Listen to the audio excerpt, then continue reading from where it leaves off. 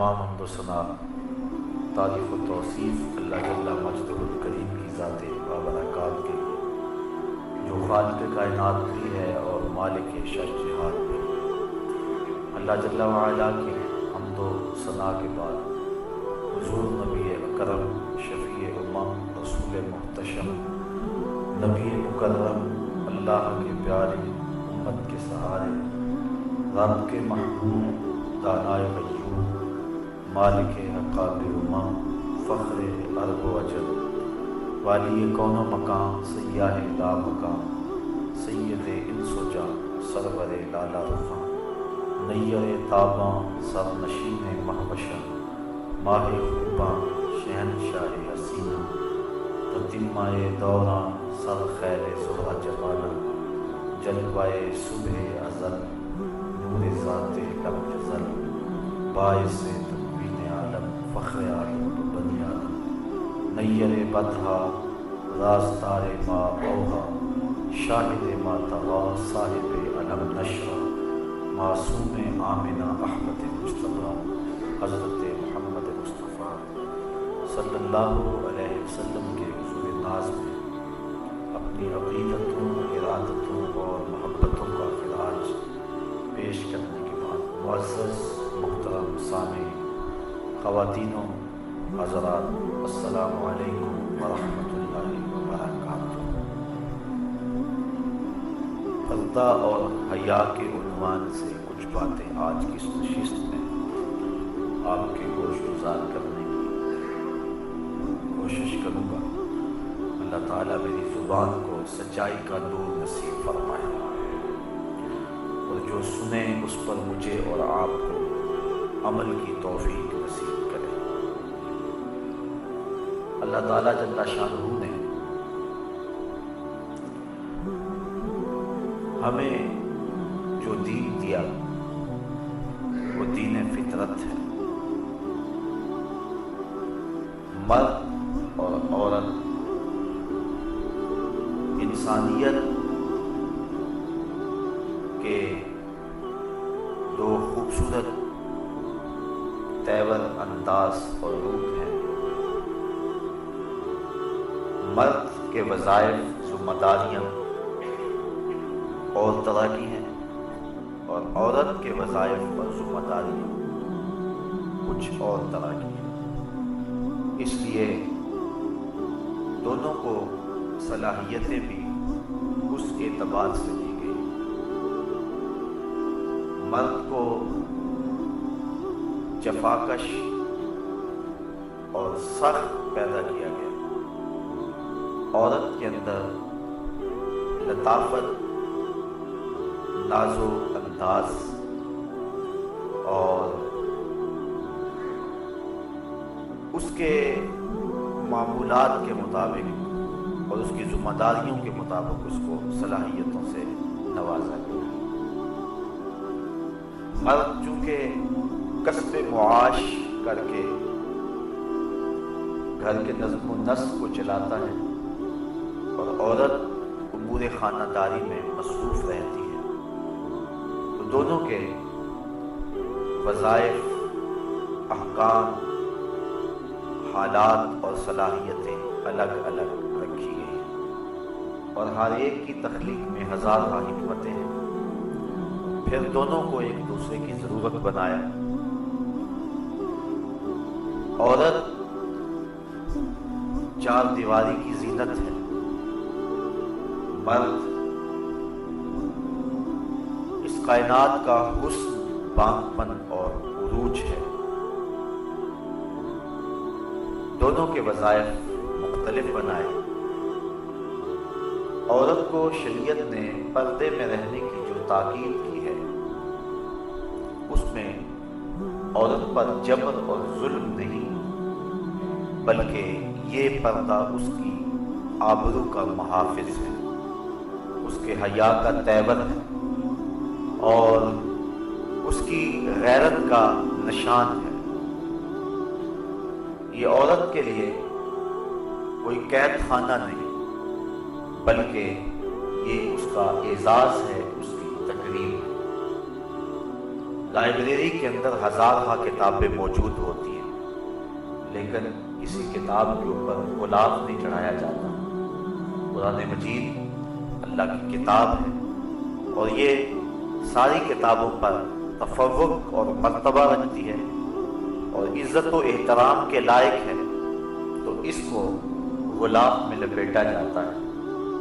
اگر قرآن مجید کے اوپر غلاف ڈالا جائے تو اس کا یہ مطلب نہیں ہے کہ یہ اس کتاب کے ساتھ ظلم ہے، بلکہ اس کتاب کو خصوصیت اور اہتمام کے ساتھ غلاف میں رکھنا اس کتاب کی عزت اور عظمت کا بیان ہے۔ اللہ تعالیٰ نے جو عورت کو پردے کا حکم دیا ہے تو یہ عورت کی آبرو ہے۔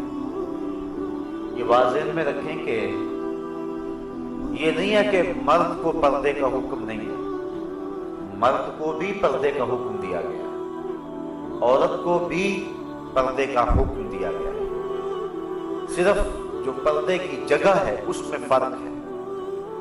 مرد ناف سے لے کر کے گھٹنوں تک اس کی اتنی جگہ یہ شرمگاہ کہلاتی ہے اور اس کو پردے میں رکھنا واجب ہے، اور عورت سر سے لے کر پاؤں تک عورت ہے، اس لیے اس کو پردے کی تاکید کی گئی ہے۔ ایک زمانہ تھا کہ عورت کو مرد نے اپنی خواہشات کی تکمیل کا کھلونا سمجھا تھا، اور ہمیشہ مرد نے اس کی آبرو سے اور اس کی عزت سے کھیل کر کے اس کی تذلیل کی ہے۔ افلاطون نے عورت کو از قبیلے جن سے انسان ماننے سے نکال دیا۔ وہ کہتا ہے یہ انسان کی ہم شکل تو ضرور ہے لیکن انسان نہیں ہے۔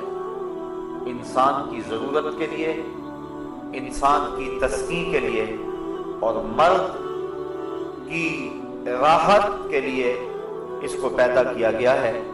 یہ انسان کو جنم تو دیتی ہے لیکن خود انسان نہیں ہے۔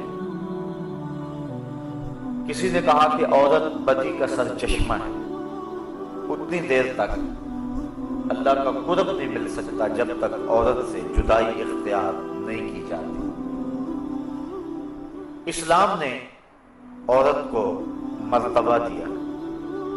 بدھ نے کہا کہ یہ بدی کا سر چشمہ ہے، اس سے جدا ہو جاؤ گے تو پھر تمہیں اللہ کا قرب ملے گا، لیکن اسلام نے ہمیں جو عورت کا مرتبہ بتایا، ہم دیکھتے ہیں کہ بسا اوقات حضرت عائشہ رضی اللہ تعالی عنہا کے بستر میں حضور کو وحی آیا کرتی تھی۔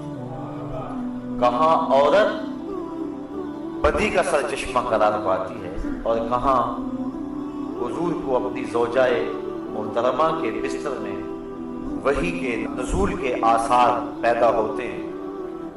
بلکہ حضور نے فرمایا حبب الیہ من دنیاکم ثلاث، مجھے تمہاری دنیا سے 3 چیزیں ہی پسند ہیں، الطیب والنساء وجعلت قرۃ عینی فی الصلاۃ، ایک خوشبو، دوسری منکوحہ عورتیں، اور تیسرا میری آنکھوں کی ٹھنڈک نماز میں رکھی گئی ہے۔ تو عورت کو اسلام نے ہی مرتبہ دیا۔ تو پہلے لوگوں نے عورت کو ایک کھلونا سمجھا اور اس کے ساتھ جو سلوک کیا وہ تاریخ سے چھپا ہوا نہیں، لیکن جب عورت کی آنکھیں کھلی، اسلام نے اس کو عزت دی، ماں، بہن، بیٹی اور بیوی کے روپ کے اندر اس کو وقار کی مسند پہ بٹھایا گیا، تو وہی پرانے شکاری ایک نیا جال لے آئے۔